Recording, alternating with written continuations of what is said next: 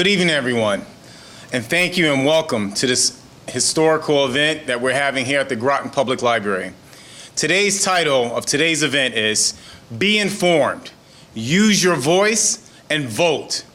So I want to say good evening, buenos noches, bonjour, bon dia, ni hao, memenjes, dobre utro, namaste, sawadi, chawim, manga nangu manga, como ye, sopa wanang sung, assalamu alaikum, privet, guten tag, calamara. And one of the reasons why I start off in all those different languages is because here in Eastern Connecticut, those are some of the various cultures that vote, because voting is for everyone. And Fannie Lou Hamer, in the 1960s, she was passionate about voting. And one of the things she would always say, I am sick and tired of being sick and tired. She said, I am sick and tired of being sick and tired. And one of the things that we are here to do today with this incredible, insightful panel that I have today, we're here to talk about why voter registration is extremely important. And why are we here? And why do we need to gather up here in Eastern Connecticut and make sure we go out to vote, especially in the next few months? Today we have an extraordinary panel, and I am excited to have these 6 individuals who are passionate and they have dedicated their lives to creating change within our community out here in Southeastern Connecticut. So I would like to first start off with Titus Olson. Titus Olson is in the 6th grade, and he is 11 years old, and he's with his dad. And his father is Tyler Olson, who works for New London Public Schools. And we also have Shawn Brooks. And Shawn Brooks is also at STEM High School in New London, Connecticut, STEM Magnet High School in New London, Connecticut. And he is also a recipient for the Martin Luther King Scholarship. So awesome. Woo! Yes. And then we have the president of New London Board of Education, Mrs. Mirna Martinez. Pleasure to have you here as well. And we have Irene Weiss. And Irene Weiss is part of Voter Services League of Women's Voters of Southeastern Connecticut. Thank you for being here. And sitting beside Irene, we have Don Wilson, who is a long member of the NAACP, and an active voter who wants to get people involved in voter registration as well. So we're going to have an exciting time tonight, and we're going to also tap into the passion, and you're going to see the drive with these individuals here. So it's awesome and a pleasure to have all of you here today. So thank you. Thank you for having us. Thank you very much. So the first question that comes to my mind, and I had to think of, and I just kept thinking of Fannie Lou Hamer when she said, I am sick and tired of being sick and tired. And the first question that comes to my mind when I think of all of you here, explain why you believe it is critical for all people to vote, to register to vote. Why do you feel like it is critical? Especially some people say, my vote doesn't even matter. Nothing's going to change. It doesn't matter. Nothing will ever change. The system will always be the same. Please help the listeners, and please help other people out understand, why is it important? Why do you believe it's critical? I'll start. Well, obviously, if you don't vote, your vote definitely doesn't matter, and there's no question about that, So voting is the only possibility to get your viewpoints and your wishes for who you wish to see leading your community, for that to be taken into account. I must tell you, though, that I do struggle with this because there are so many people who are registered to vote who aren't aware of who their candidates are, and therefore are not informed voters, and who just ask their neighbors, their friends, who should I vote for? I have to go vote. Who should I vote for? Tell me.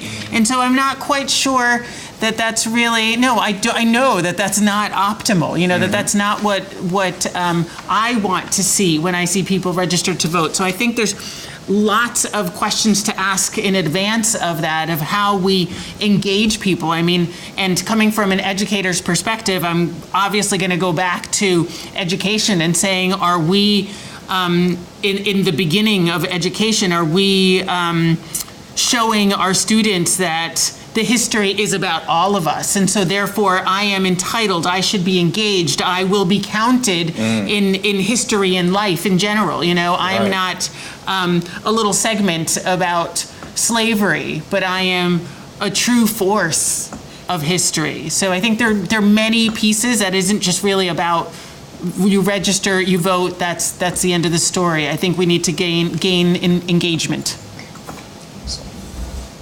Would anyone else like to make a comment? Irene? Sure.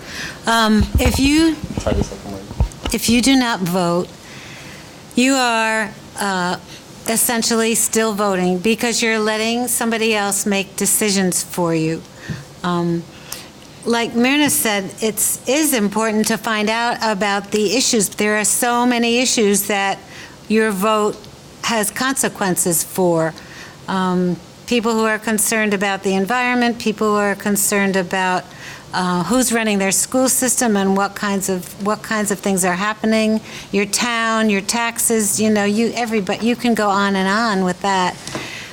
For young people, I like to say that if you don't vote, then you're letting your grandparents or your parents make all the decisions.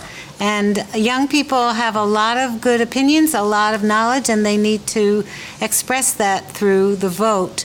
If you want to know who to vote for and you don't really know, people who are running, the candidates, are very open to you talking to them, calling them, asking your questions and finding out what their answers are and basing your decision on that. There are debates that are going on. So there's a lot of ways you can find out, and it's one of the basic rights and basic responsibilities of citizens is to vote.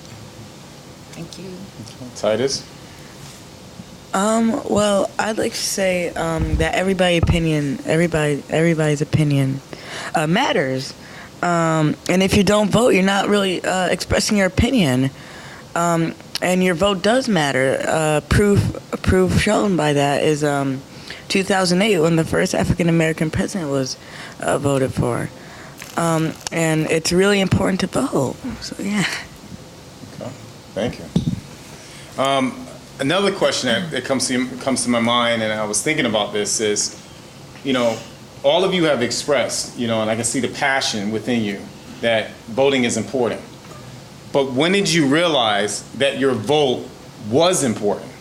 When did you have that epiphany or in your life, that turning point when you realized my vote does count? And why do you feel like you need to be there at the polls? Tyler?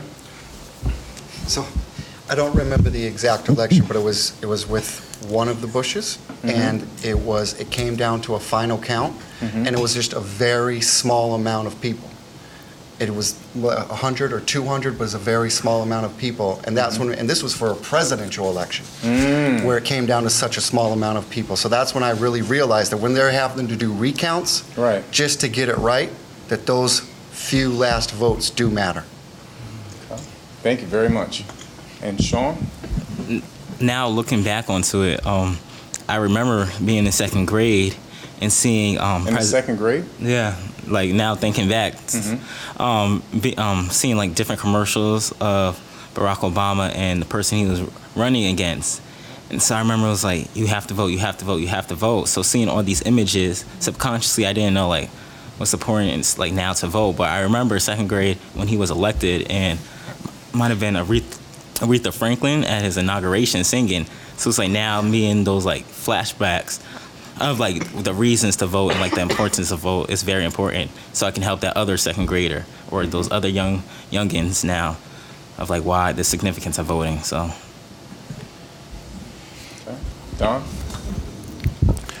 So one of the critical times that I realized that it was important to vote and why I needed to vote was back when I was a young man, about 19, I received my draft card right out of school. And this was right at the end of the Vietnam War. But I was, needless to say, I was 1A, and it meant that I was about to go to war. So I realized then it was important for me to vote, and it's important that everybody votes because there's a lot of things that go on in our country that we need to stand up for, and we need to make sure that our politicians are looking out for our best interests at all times. And they will not do that unless we jump up and down and agitate, in the words of Frederick Douglass. Agitate, agitate, be known. Thank you very much. Arda, did you want to? I don't remember an exact time. I'm so impressed that in second grade that you remember Second that. grade. You're something else. I know. I'm more of a late bloomer, I guess. But I don't remember an exact time. But I do recognize the impact that being involved in our local issues in New London, noticing that, for instance, I could have this wrong, but I know that it's a small margin, that we saved Riverside Park in New London. It might have been by like 13 votes, something very small. So to think about, like, that's a number that each one of us can easily influence, say mom, husband, whatever, like we can easily influence. And so, yes, our votes really do count. And so that local, as we expand, they're just, the microcosms of what's out there. Irene, I could tell you're ready. I'm ready. I know. I love to tell this Yeah. story. It's about Representative Skolzik, excuse me if I didn't pronounce your name right, in Griswold. And several years ago, he was running for Board of Selectmen in Yeah. Griswold. Do you know the story? You look like you know the story. No, but I know Kevin Skolzik. Okay. Yeah. And he was running for Board of Selectmen, and at that time, he had a son in high school who I think was not quite old enough to vote like you. But his son rounded up all his friends to register to vote, and Selectman Skolzik won the election by 1 vote. Wow. So it's, like you were saying, on the few votes that save Riverside Park, 1 vote can really can make a difference. Yeah. And just to expand a little bit on what Irene was saying about how, bringing up Selectman Kevin Skolzik and how he won by 1 vote. 1 vote. And, and then I started thinking about Titus, and I started thinking about Shawn, and I saw the commonality that both of you shared was that 2008 election. And what happened around that time period, and you both mentioned like there was a presidential race that was occurring around that time, and how both of you were inspired. So the question that comes to my mind when I started thinking about is, what would you recommend young people do to get involved with the voting process, even if they cannot vote, like yourselves right now? Because as you're sitting here, you're 11 and 17 years old, you can't vote now, but what would you recommend? Pressure your parents, that's a big one. Just pressure people in general. It doesn't matter if it's your parents. I'd also say work for a community such as Rock the Vote. But it's really important to just have your voice known. You are a person too. Awesome, thank you. Yes, definitely. And Shawn, could I just say one thing to follow up on this? Please. Just to follow up with, Yeah. for the children out there, nobody motivates a parent more than your child does. That's right. So Can you if say that one more time, please? Nobody motivates a parent more than their child does. That's right. So if my son comes to me and says, "Dad, there's some issues out there and you need to vote," believe me, I'm going to go vote. And part of the reason why we're here today is that we're doing this together. That's right. So it isn't, when you're, like I said, when your child asks you to do something, believe me, your parents listen. That's right. And to piggyback what Tyler and Titus said, I definitely agree to see, like, once adults see, the youth involved, and even though we can't vote yet, then I would say it's like a persuasion like tactic to see like, wow, the young people are excited about this. Now let us go out and vote and do our job as, you know, older folks, as adults. So I definitely, and I believe information, you know, we're so young, and maybe some of us, you know, I hear like, what's the change, what's going to change it, but I think just young people just need to be more informed on like the purpose of voting, the history behind voting, and like why should our parents and families get involved in voting. So definitely it's important. I might just kind of like add this. I mean, I know we're talking about young kids, but one thing I can definitely tell you, now I don't know, I haven't been to school in a while. I don't know if they still have civics in school, but I do remember when I was in school, we had civics. Yep. And I'm just going to say this to the young people. I hope you're smart enough to pay attention, because I didn't do a lot of paying attention during my time, but pay attention to what's going on in the civics. Go out into your communities and go to the local governments. Go and ask questions. Right. You know, explore that civics thing, because it's a very important thing. Don't do like I do, sleep in class. No, you know, learn what you need to learn to be the best citizen that you can be. That's right. Awesome. I also think that just for young people to get involved in the issues that they care about, it doesn't need to be directly political, but that's what politicians are concerned about. What are those issues that your different demographics care about? So just in putting a light onto those issues, it's helping draw the attention and form what the conversation pieces are. Please, Irene. All right, here's All right, another I know. story. Another story? Another Awesome. story. It has to do with what you were saying. There was a recently retired civics teacher in Stonington who had high school students, and this was several years ago. And several years ago, you had to be 18 to register to vote in Connecticut.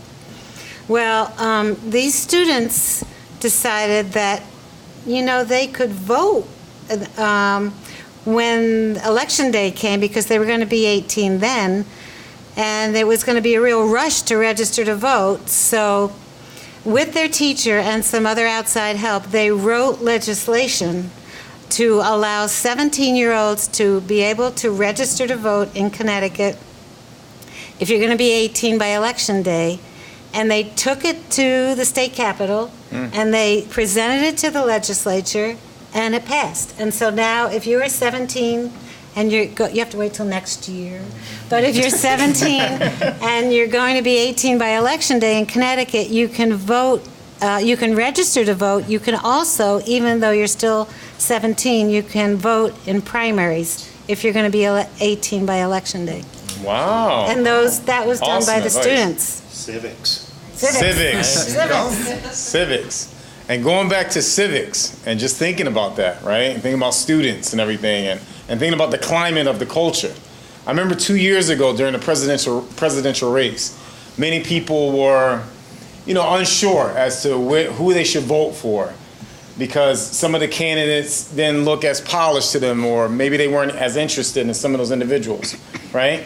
So when you have a situation such as that, you know, and I thought about, what advice would you give to someone who tells you that they are not interested in candidates that are running, so they are not going to vote?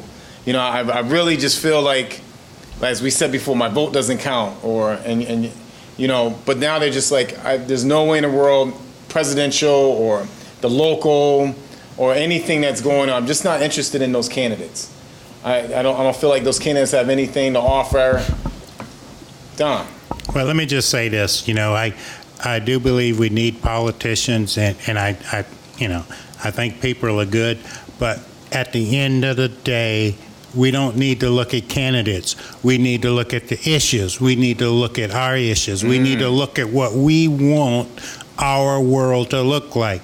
And if the candidate is not shaping it the way that we want it, then we need to move to another candidate. It's not about the candidate, it's about the issues. What do you want in life?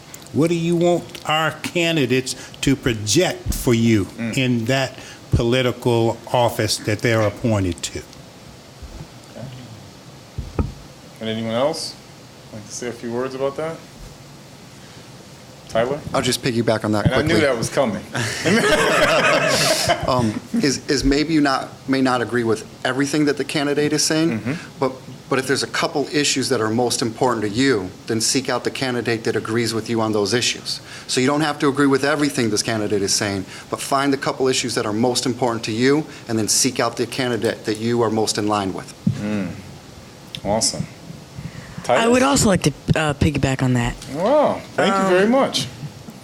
If there's something if there's somebody that you really, really, really don't like, just don't vote for that person, but vote for somebody else. Even if there's nobody that really appeals to you, if there's somebody that you really don't like, vote for just a different person. So the chances of that person going in office, the person that you really, really don't like, are less. Thank you. Okay. Now, last year in 2017, I had the opportunity to visit Selma, Alabama. And in Selma, Alabama, because every year what I do is I try to visit 5 cities that created some sort of historical, it has some sort of historical reference within our nation. And I always save my money up and I try to visit 5 major cities.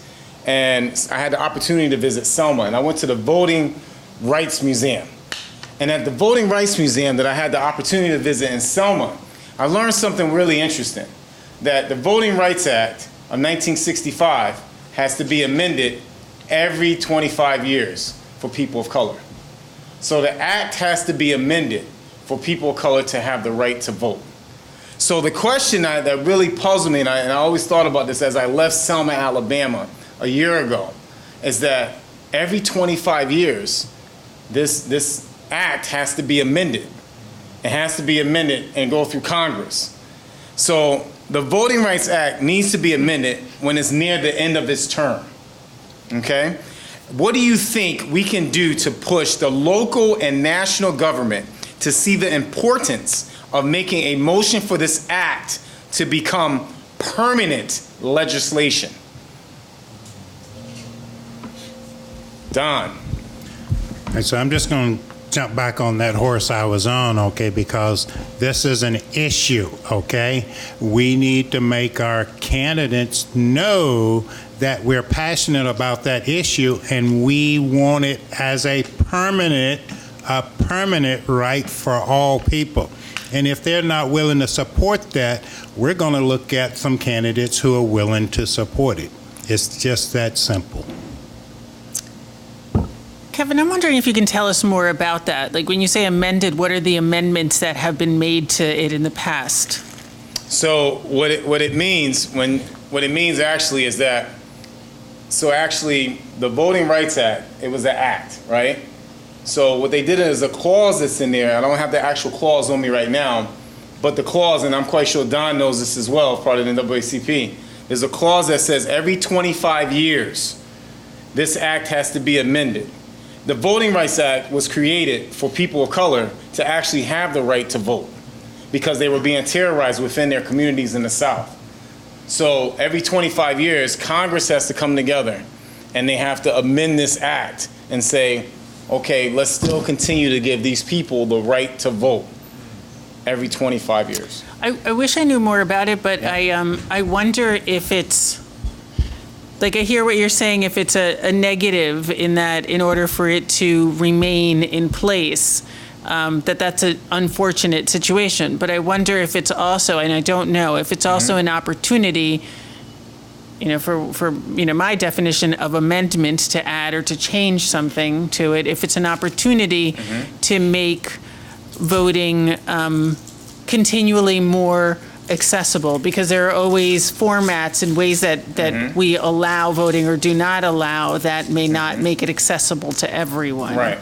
And I can see the way you're looking at it from that standpoint as well. Yeah. No, Irene wants to I wanted like to to add on say, to this. I think it's the part of the Voting Rights Act that has oversight on certain states that were particularly unfair in the way they were allowing people to vote. And I think maybe what you're referring to is the Congress has allowed certain states that some people think still need to have the oversight to not have it anymore. Correct. And that's my understanding of where the controversy is, and that it's not time to just say everything's going well and Right. smoothly in these states that were in the past required to raise certain standards. Correct. So I think that's where the controversy is. Yeah, absolutely. Because just to give a little bit of history behind the Voting Rights Act of 1965, Lyndon B. Johnson, when he was trying to actually get this act passed on the floor, he had to try to appease some of the senators and congressmen as well from certain other states. And even some of them were from the North, who actually didn't want the Voting Rights Act to be passed. So that was one of the reasons why they had to put that in that clause for the 25 years, was try to appease them. So now the act, and many people are unaware that that's even in the Voting Rights Act as well, in 1965. So that's something that we have still a long way to go within our nation. And hopefully we can work on that. Okay? So one thing else that I also wanted to, since we were talking about people who are disenfranchised, and you were talking about, mentioning how Lyndon B. Johnson had to, try to appease some of these congressmen and senators as well. When you think about it, what are some strategies to increasing the number of registered voters in the state of Connecticut from groups who have been historically disenfranchised? Because many people who live in certain communities may not have access to computers, technology, maybe not even access to, maybe are not even aware as to some of the candidates or the voting process. So how do you think we can increase those numbers of individuals to get them to vote and get them at the polls?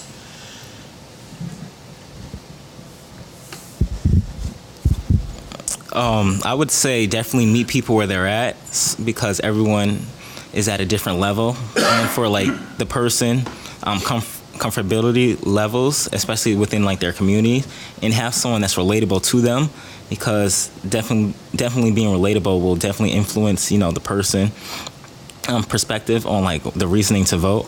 So I definitely believe, meeting people where they're at and having that one-on-one connection. So it's just not like another, Joe Smo saying the same thing, or Susan saying the same thing, but having that person one-on-one time and someone from the community, because I definitely believe that's very important, because, they see someone that's from their own town, from their own space, that actually that sees the importance and wants you and trying to motivate them to vote. Thank you. I think you said it all. You think you said it all? I think so. Well, I see Tyler and Don both grabbing the microphone. Please, Don. And then Well, I'm just going to say this. Kevin, you can lead a horse to the water, but you can't force him to drink, okay? But if you keep him away from the water for a little while, maybe a couple of 2 or 3 days, he'll get thirsty and he'll want to drink. So people need to look at voting as the same way. They need to look at our rights the same way.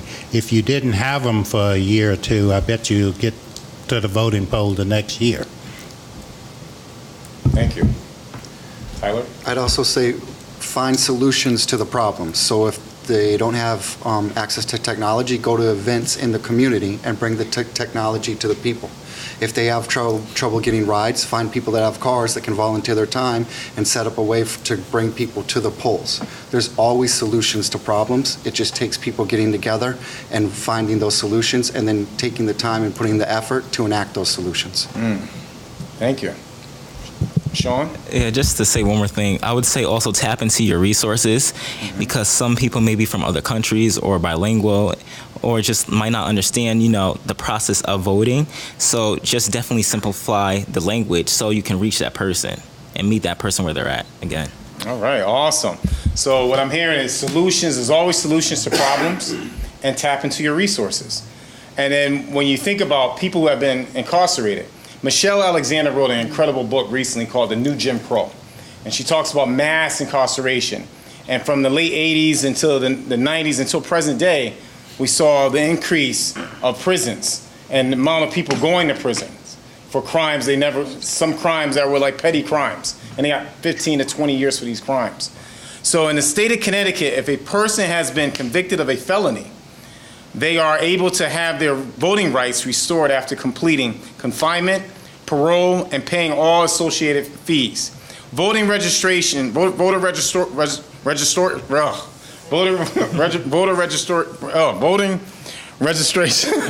jeez, varies greatly by state. What is your opinion on this topic? Should there be a federal law indicating if and how a convicted felon may have their voting rights restored? So should there be an actual law, a federal law, not just a state law? Because every state varies. It changes from state to state. And someone loses their voting rights based on the state.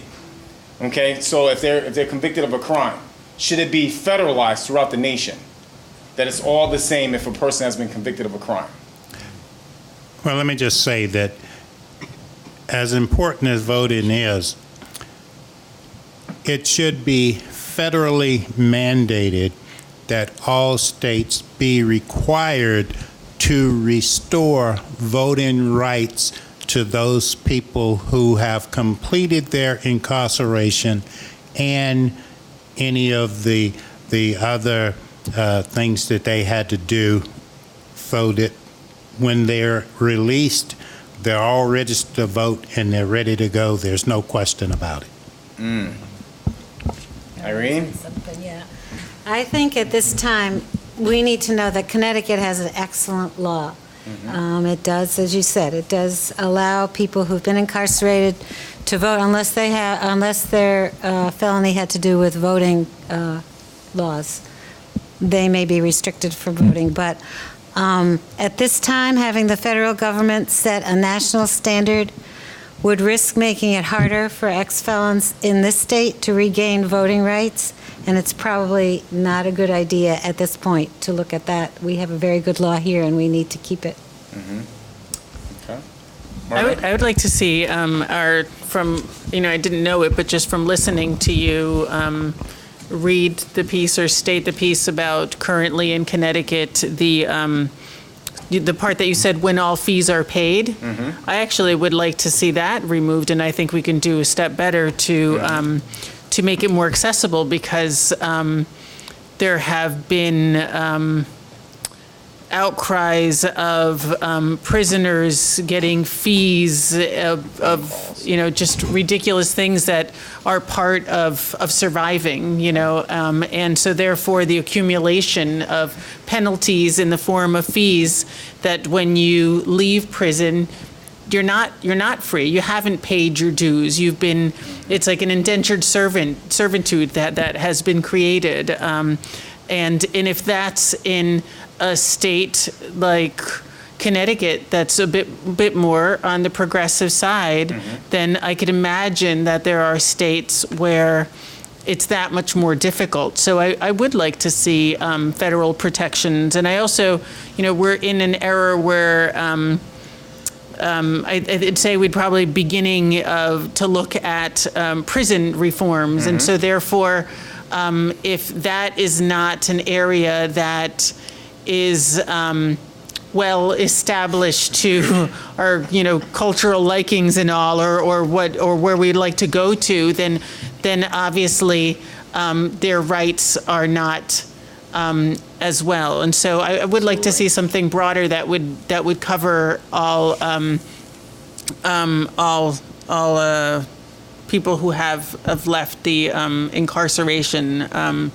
And again, I think that was a very important point that you brought up, that because of the demographics of prisons, the fact that we have the term school to prison pipeline, that we see the numbers of who goes where and what are the circumstances that allow for that funneling. It's a huge concern that therefore we've cut off what population to be able to vote, and make sure that we're changing the system. Thank you very much. Yeah. Titus? I 100% agree with that. I think that you shouldn't have to pay fees to vote. I feel like everybody should be able to vote. Actually, depending on the crime, if they messed up the votes a little bit, then maybe they shouldn't. But not 100% sure about that one. But I feel like everybody should be able to vote, no matter what their circumstances. Okay. Thank you. Shawn? So I second, third, most of what everyone said. I definitely agree that people definitely should be informed, because I just found out about this summer. So I know that there's hundreds and thousands of people that don't know that they have the opportunity to vote, especially in Connecticut. And I do definitely that all avenues should be looked at, and that previously incarcerated people shouldn't have to pay fines, because it's kind of almost like adding a cycle to like the point of like why they were in jail, and like now they got to find a job, and then it's just like a whole cycle. So I feel like the fines, it shouldn't be done, and they also should have an opportunity to vote, since they are citizens of this country. Could I ask a question? Yeah, please. I don't understand the issue of fines relating to voting. I don't understand how that goes together. So from my understanding, from the research that I've done on within prisons, so inmates receive fines when they're incarcerated. So when they get released, they have like certain bills, they just for living there. Mm-hmm. And those fines stay on their record until they pay those fines. So if they don't pay those fines in the state of Connecticut, then they're not allowed to vote. So I wasn't aware of that. Yeah, and in Vermont and in Maine, they still can vote. Okay, so in certain states which tend to be a little bit more progressive than our state, they can vote. It doesn't matter if they have fines or not. So, and I'll show you some of that information as well. Okay, great. Okay, but thank you very much for asking. That's why if you time served and if your probation is done, you should be able to go right back into the voting world. And that should be federally mandated so that no state can restrict anyone from voting as long as they're not incarcerated or they're not under any probation. Right. Okay. I just want to say thank you all for your insight on voter restoration. I really greatly appreciate it. Even though I stumbled earlier on restoration there. But thank you. One thing that came to my mind is that, scientifically it has been proven that we are all 99.5% the same. And it's only 0.5% that separates us, where the physiology, when people say you look different than I am. And there's been a lot of studies based on when human beings came out of Africa and they migrated to different parts of the world. And that's the reason why we changed. Our physical makeup changed. So 99.5% of us scientifically are all the same. But when you think about movements, it's very hard for us to come together as a people. And when you think about like the women's movement and even the civil rights movement, it's hard for people to come together as one. And when you think about voting rights, typically like in the state of Connecticut, there are 169 towns in the state of Connecticut. 169 towns. And 20 towns in the state of Connecticut are where all the people of color pretty much live. And 149 towns are predominantly white. And so when you think about voter rights and people coming together as one, if you have 149 towns that are predominantly white in the state of Connecticut, and 20 towns are where people of color live, even in our state, even in Southeastern Connecticut, right? We see the divisiveness and the division based on redlining and history of what has occurred in our nation. So the question I have for you is, how do we create a voting movement that brings in all people from every social, economic class and race when we are historically so divided as a nation? And this has been an issue since the 40s, the 30s. If you look at some of our leaders, they have always said, how do we bring everyone together? I remember Gloria Steinem, someone I respect in the women's rights movement. She said one of the issues with the women's rights movement was we couldn't get black women and women of color involved in the women's, so we can all work together. And when you think of voting rights and all these other movements, it's hard for us to come together as one. What can we do to bring everyone together as one? instead of being so divided, when we all have the same mission, we all have the same thing we're trying to reach. But what do you think is the issue for us coming together as one, as a collective? And I'm not going to just focus on the nation, because we know the nation, there's a lot of issues and divisiveness, red states, blue states, all that. But just here in Southeastern Connecticut, let's just focus on our particular county and our region. What can we do here? I'm going to return to something that what I said in the very beginning is teaching our true history. And to teach it everywhere in all 169 towns. It doesn't just benefit people of color, it benefits everyone to know what really happened in our past and who was involved and what the contributions were that everyone made.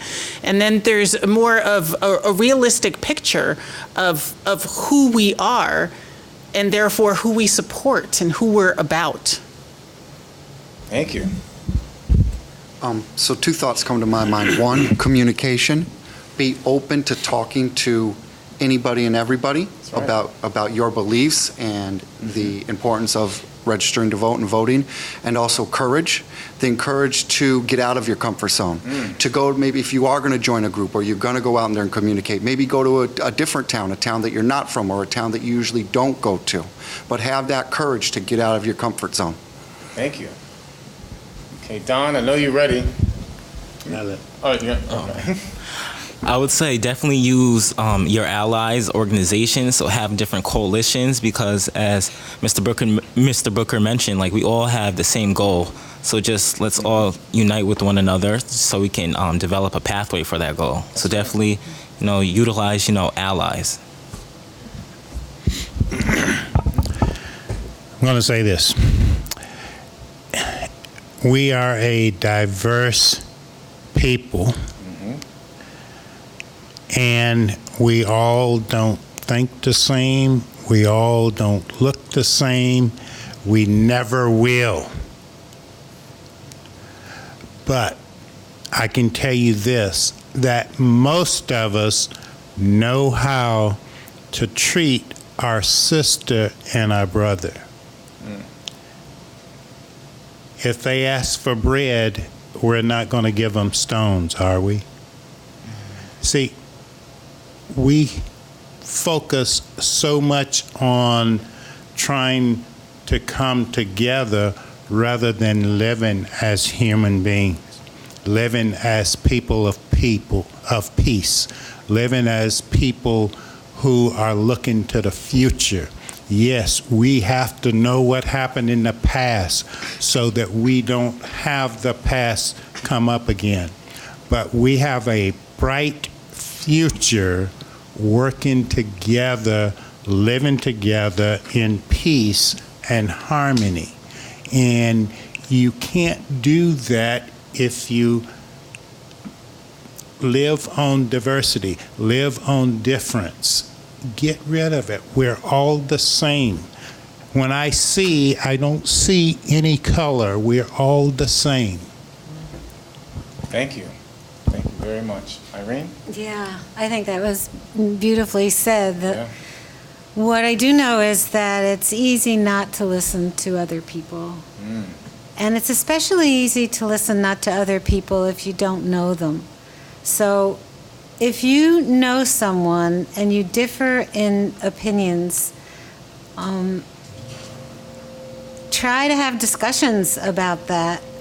I don't think that we're going to open up to people that just come at us with opinions and with slogans. And I think everybody has people in their families that are very different politically from them. People are smiling. Absolutely. So it can be very divisive in families, and it takes a lot of patience, maybe is the word, to try to be open-minded, especially to the sisters and the brothers that you have, or the other people who are like that, and try to just connect that way.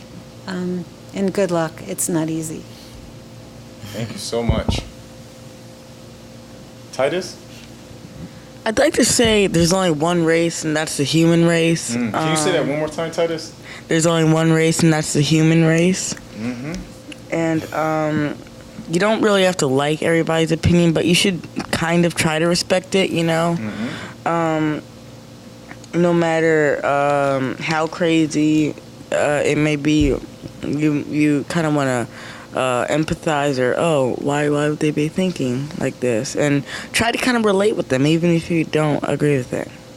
Awesome. Thank you. Thank you very much. You are an extraordinary panel. It's been a pleasure. And since we're coming to a close right now, I just would like to know, can you all leave the viewers tonight with something, maybe a quote or a statement that you live by? And I'll start off with Don, and I'll end off right here close it out with Titus. So Don, it could be a quote or a statement, just something if the viewers are sitting here listening, saying something that'll inspire them. Well, let me just leave you this, okay? I try to live in a world that I call righteousness, okay? And that is extremely hard, okay? But it can be done. And in a world of righteousness, you're not just doing what's right for you, you're looking to do what's right for other people as well, okay? So try that and see how that goes. I think we'll live a lot better. Awesome. Thank you. I don't think I have anything profound to say. I think the best thing to say is the title of this talk, which is Be Informed, Use Your Voice, and Vote. That's right. Thank you. So, and the quote that you're asking for, or it doesn't have to do anything with voting? No? Something Okay. that you believe in. So I shared this with you recently, actually, that I think about when I'm making life decisions, I think about when I'm dying, that I want to know that I have given something a try. I don't know whether I will succeed or not. I can have my belief, but I want to know that at least I've given it a try. I don't want to be dying and regret that I didn't give something my all. Wow. Something I say I live by is like to strive harder into my goal of success each day and everything like I do. So definitely just keep striving and remain positive. Thank you.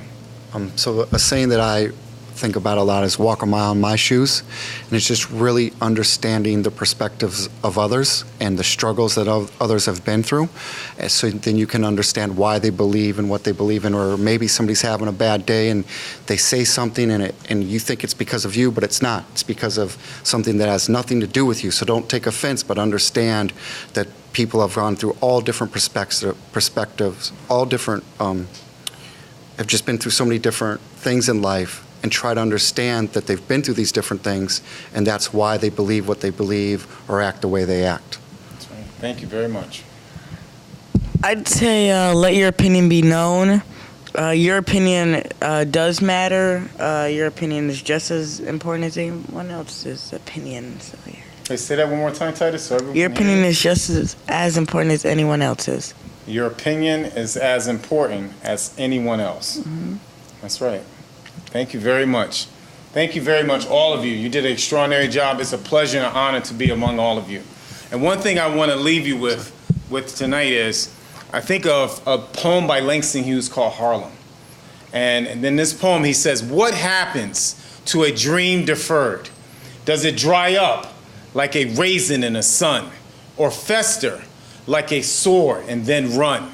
Does it stink like rotten meat, or fester over like syrup sweet? Maybe it just sags like a heavy load, or does it explode? Your dreams will not be deferred if you come together as a community, and we need to come together as a community here in Southeastern Connecticut. And our dreams will not be deferred because we have to continue to reach out. As you can see this extraordinary panel today, this is what it's about, coming together as a community, coming together as a collective, and not believing in the divisiveness, because that's not going to help us move forward as a community. And one thing I have to leave you with is a quote. I'm going to leave you with two quotes this evening, as I thought about with this extraordinary panel tonight. The first quote I'd like to leave you with is, by the former president of South Africa, Nelson Mandela. And he said, education is the most powerful tool you can use to change the world. And it is true. One of the ways how we move forward as a nation, as a community, as a state, as a county, and even within our region, is by educating ourselves and educating others around us, even within our families, where we see divisiveness take place. And remember what Irene Weiss was saying before. She said the selectman of Griswold, Kevin Scholl, he won by what? 1%, one vote. One vote changed everything. So your vote always matters, and your vote does matter. And M.K. Asante, who's an extraordinary writer, says, when you make an observation, you have an obligation. So tonight, you have made an observation as to voting and how it matters. Voter registration matters. So now, I'm saying to all of you, you have an obligation to be part of this movement. This is a movement, not a movement where it's just certain communities. This is a movement that we have going on here in Southeastern Connecticut, and we need you. So thank you very much for listening. Thank you very much for being part of this wonderful discussion this evening. We appreciate you, and we love you. Thank you. Thank you.